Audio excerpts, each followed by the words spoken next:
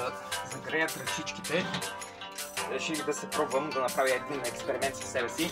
Понеже съм левичар и пиша с лявата ръка, обаче сега реших да пиша с дясната ръка и ще напиша дали изобщо нещо ще успея да направя. С дясната ръка никога не съм писал.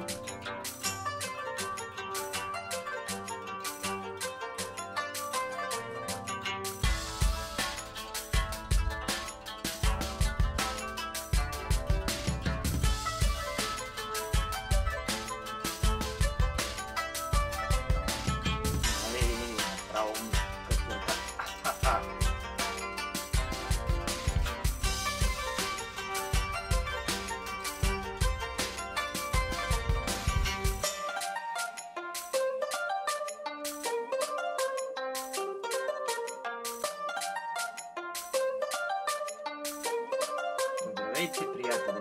Не знам дали ще го разчетете.